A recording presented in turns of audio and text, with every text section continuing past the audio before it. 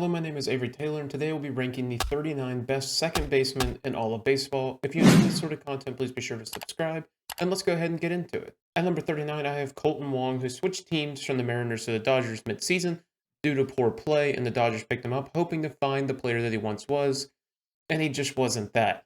He really struggled in the field this season. To go along with that, his offense just completely disappeared off the table, finishing with a 519 OPS, 4 home runs, and 27 RBIs, accumulated negative .9 WAR, as well as negative 5 DRS. Whenever you take away the offense from this guy, he still was hanging around the MLB for a long time just because of his defense, but you took that away as well, and you're left with a terrible player. At number 38, I have Michael Macy, the second baseman for the Kansas City Royals. Macy did do some good things in 2023, hitting 15 home runs with 55 RBIs, but his OPS was a little lackluster, 655, well below average, and had a negative 9 DRS, meaning he was a well below average fielder. The combination of the two really didn't put him that high on my list, but if he can find some more consistency with the bat, he can find himself shooting his way up into the mid tiers. At number 37, I have Pittsburgh Pirate, Ji-hwan Bae. Ji-hwan Bae doesn't do a lot of things great in the game of baseball. He is rather versatile, but he is a bad fielder in doing so. He has a 608 OPS, only hit 2 home runs and 32 RBIs, and this calling card really is his speed, but he never really gets the chance to use it because he doesn't get on base. At number 36, I have Ji-hwan Bae's teammate, Liover Peguero, who will be making the transition back to second base after O'Neal Cruz returns to the lineup. He finished the season with 7 home runs and 26 RBIs to go along with a 653 OPS while accumulating negative 4 DRS.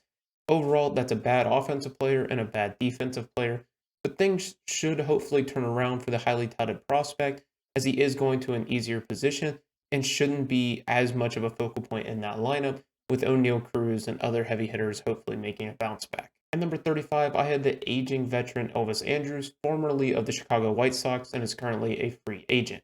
He finished the year with a 0.6 WAR, 0 DRS, meaning he was average in the field, had 6 homers, 44 RBIs, and a 662 OPS. Not a great season from Andrus as we are kind of getting towards the tail end of his career. He finished the year as a below average hitter and an average level fielder. That's only going to get you so far and only going to get you so many more MLB contracts before it's time to hang up the cleats. At number 34, I had Washington Nationals second baseman Luis Garcia, who actually showed some signs of promise. He hit 9 home runs, had 50 RBIs, and a 688 OPS, which is pretty close to league average, maybe slightly below. He had a negative 6 DRS, which means he wasn't great, but he did show signs on the underlying numbers of being an okay hitter.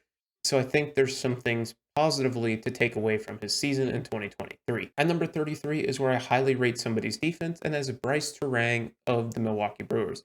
Turang started the year hitting pretty well, but over the course of the season, that kind of disappeared. He finished with 6 home runs, 34 RBIs, and a 585 OPS. Again, offense isn't the name of this guy's game. As you can see, he's pretty bad.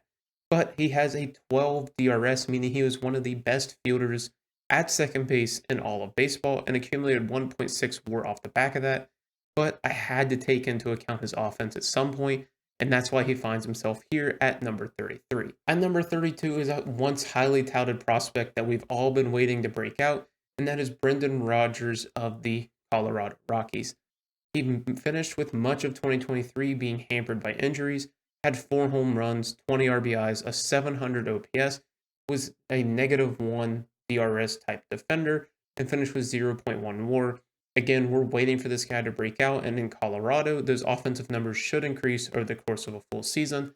But just considering the injuries and the lack of overall production, I have to keep him down here at number 32. At number 31, I have Whit Merrifield, also formerly of the Toronto Blue Jays. Merrifield, in this current state of his career, is much more valuable as a utility type guy, but as a true second baseman, I don't think he has that much value.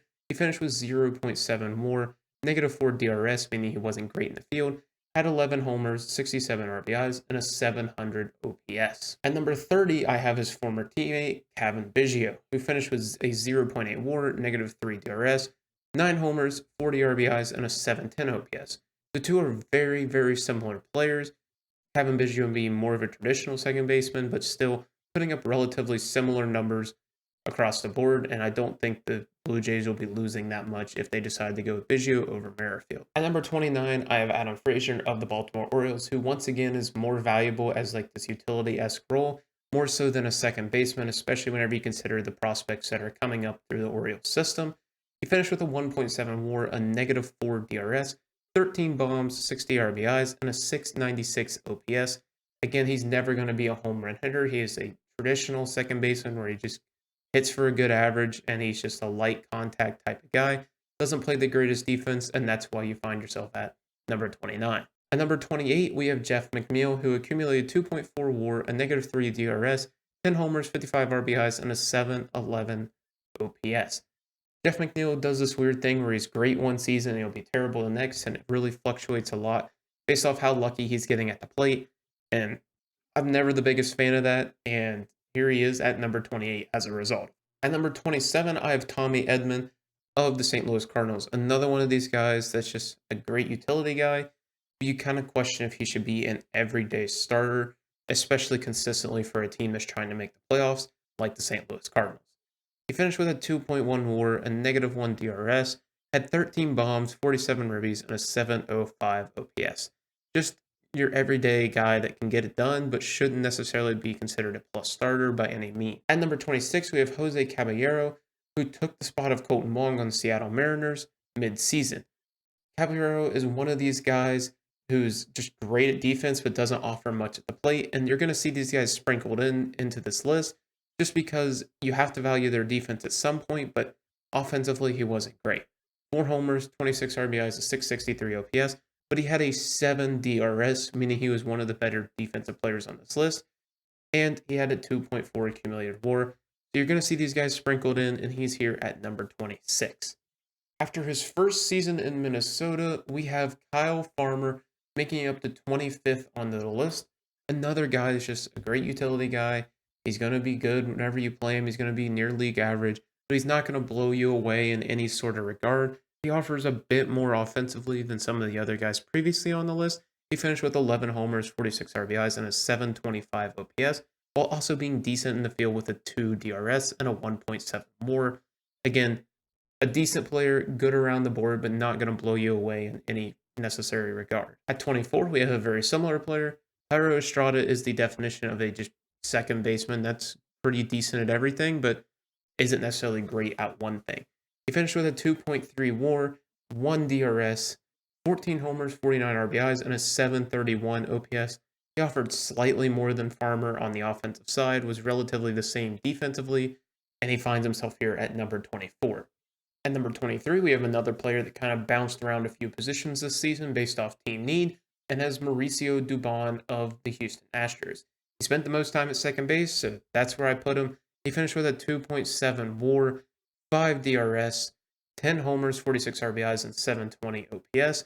The Astros were sure appreciative of his defense whenever Jose Altuve was out, because Jose Altuve, whenever he's in, isn't the greatest defender, and we know that.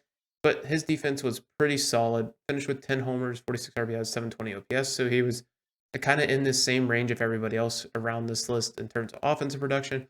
But he offered a little bit more defensively and offers a little bit more flexibility than some of the other guys on this list to this point. At number 22, we have Jonathan India, who is not so quickly finding his way out of Cincinnati just because of the plethora of talent that the Reds have at the infield positions. Jonathan India finished with 17 home runs, a 61 RBIs, and a 746 OPS.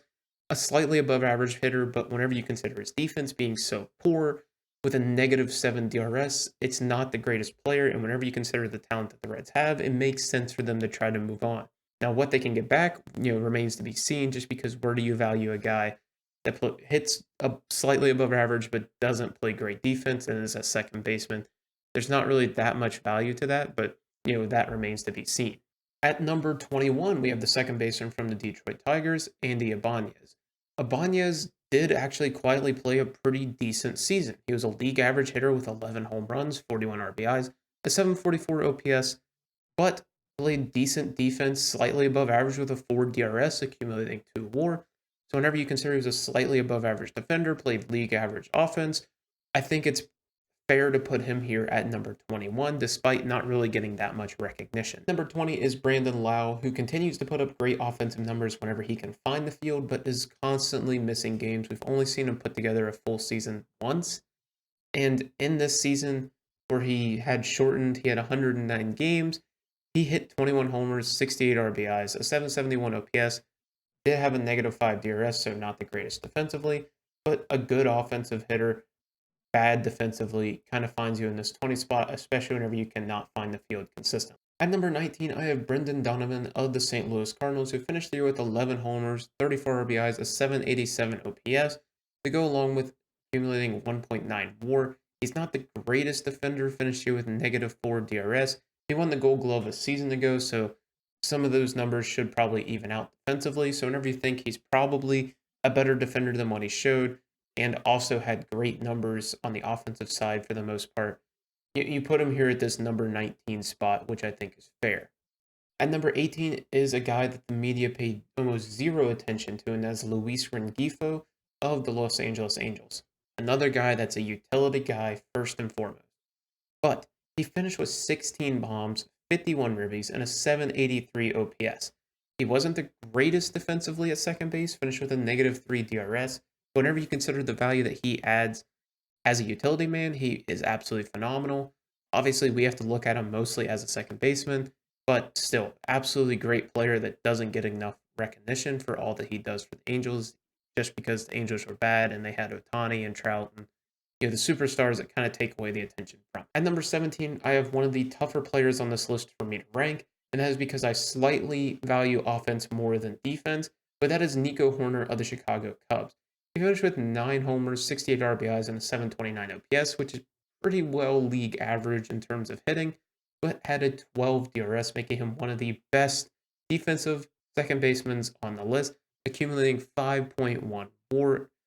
Again, I value offense more than defense, and I think that he just wasn't that great offensively, but defense really shoves him up this list. At number 16, I have a player that also just cannot seem to put together a full season, but whenever he plays, he is fantastic, and that is Jorge Polanco of the Minnesota Twins.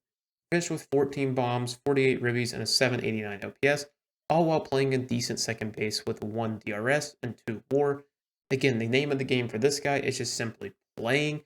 He really struggles to put together a full season a lot of the time, and that's really going to hold him back on my list just because he can't get the counting stats and provide the value to his team consistent. At number 15, I have Gleyber Torres, the second baseman for the New York Yankees. He finished with a 2.9 WAR, hit 25 bombs, 68 RBIs, and an 800 OPS.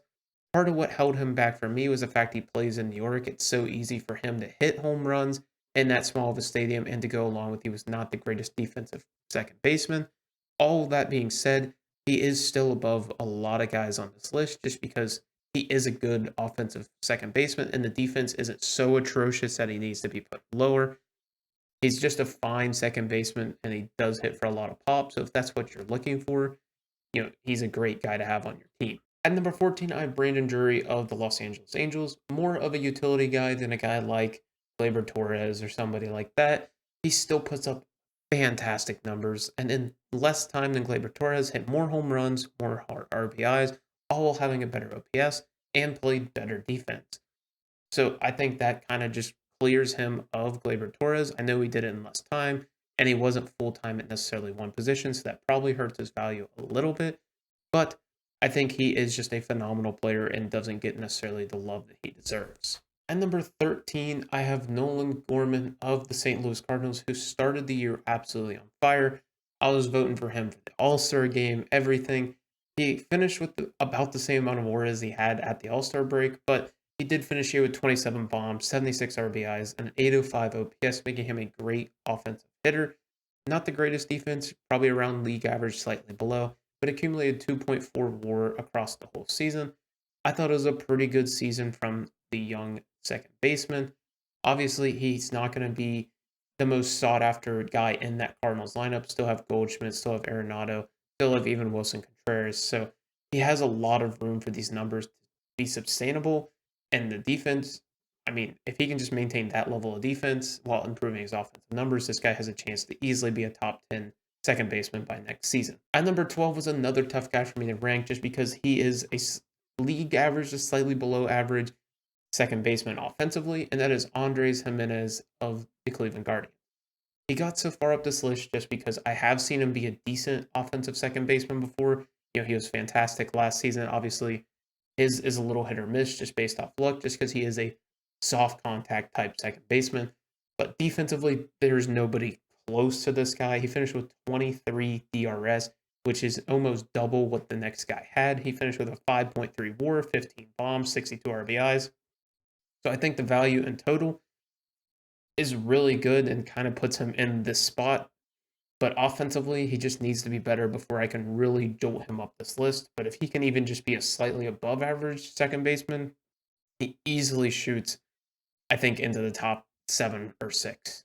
At number 11, I have a really fun player from the Minnesota Twins, and that is Edouard Julien, finishing with a 2.6 WAR, -3 DRS, so not the greatest there. But he's about hitting the baseball, finishing with 16 bombs, 37 RBIs, and an 839 OPS. Absolutely phenomenal. Again, defense not the greatest, but for a rookie season, that is absolutely great, and I only expect him to continue to traject upwards.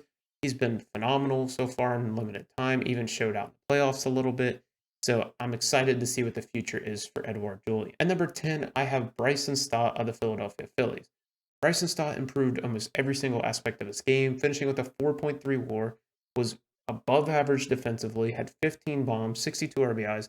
The 747 OPS isn't the greatest, but considering how good he was for the majority of the season, his OPS was majorly improved. He's above average offensively, above average defensively.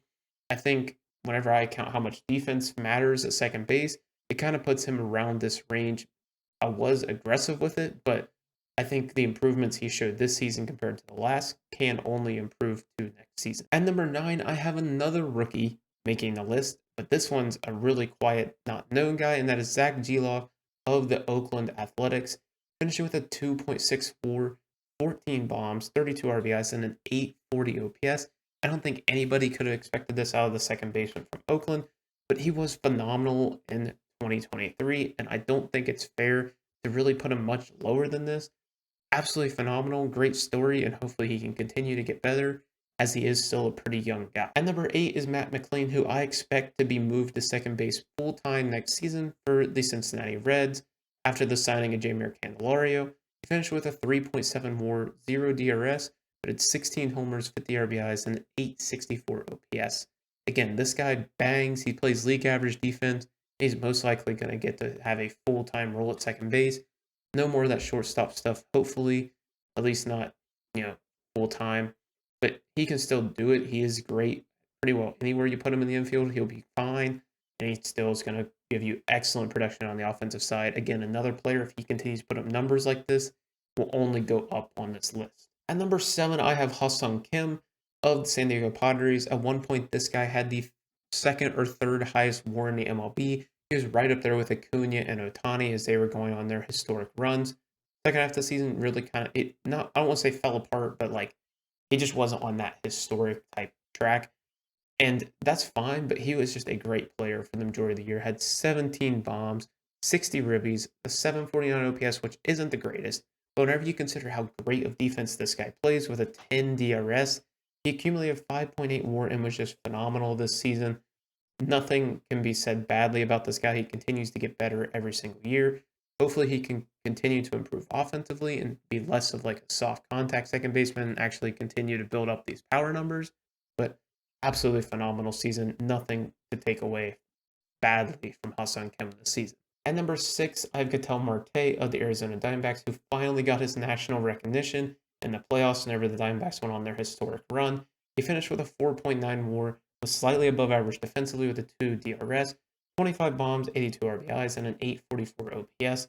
Just a great season once again out of Ketel Marte, and he finally got his flowers in the postseason for his long hit streak, where he broke the record to start a postseason career. At number 5, I have a guy that everybody's been giving his flowers, but he finally put together the slash line to deserve the amount of hype he's been getting, and that is Ozzie Albies of the Atlanta Braves. Finishing with a 4.7 WAR, was slightly to a league average type second baseman in terms of defense, and finished with 33 bombs, 109 RBIs, and an 849 OPS. I think what put him over Marte was a slight increase in the counting stats of home runs, RBIs, and his OPS, which again wasn't that much of a difference, but I think they're relatively close defensively. And whenever you consider that he's slightly better offensively, I took Ozzy Albies. Maybe that's just the result of the lineup he's in. I'm not sure, but I slightly took Ozzy Albies. But it's really close between him and Ketel Marte. At number 4, I have a polar opposite type second baseman, and that is Luis Arias, who went all in on average, hitting 10 homers, had 69 RBIs, nice, but had an 861 OPS, which is absolutely phenomenal. I know he's a singles guy, and that doesn't necessarily equate to that much value compared to these home run hitters, but he played better defense than both Albies and Marte, and he was just, he put together such a historic season. It's hard for me not to just throw him up the list higher, and it was just a great season all around from Arias, and hopefully he can continue to go for these sort of historic numbers again. At number 3 is Jose Altuve. Honestly, a lot of what knocked him this year for me was the injury and his defense. He would be, obviously up there for number 1, maybe number 2 if you're considering some of the new guy that got brought into second base. But he finished with a 2.8 WAR, 17 homers, 51 RBIs, and 915 OPS, which great numbers again. But his DRS was absolutely abysmal, finishing with negative 13 defensive runs saved over the course of the season. He didn't even play the full season or even really anywhere close to the full season. So you have to consider that. And I think whenever you consider how bad he was defensively, yeah, his offensive numbers were great, but he didn't play the whole season. So I think that knocks him down to number 3. At number 2, I have Marcus Semien, the Texas Rangers second baseman. Absolutely phenomenal this season. In any other year, he'd be the number 1 guy. But unfortunately, this is the year that we brought in somebody new. But to focus back on Semien, he had 29 bombs, 100 RBIs, and 826 OPS, all while playing phenomenal defense with a 16 DRS, second best on this list, just behind Andres Gimenez. And he had a 7.4 WAR. Again, absolutely phenomenal. One of the best second basemen in the game, if not the best, before the newcomer to the position. But whenever we talk about the newcomer, it's not even fair because we moved Mookie Betts to second base, one of the best players in the game. Last season, he had a 39 home runs, 107 ribbies, and 987 OPS, all while having good defense at second base whenever he played there, with a 6 DRS, accumulating 8.3 WAR. Just the value this guy brings is absolutely phenomenal, and I hate that Semien can't be one. I hate it because Semien had such a great season, but Mookie Betts, I can't argue with him not being one. He has to be one. He had close to 1,000 OPS and 39 bombs, and he's going to be a second baseman. That's just absurd, and I just have to put him at number 1. I hope you guys enjoyed the video. Thank you guys for watching. Let me know what you guys think down below, who you guys ranked where. I'm sure you guys are already on it. Hope you guys enjoyed. Have a great day. Remember to subscribe.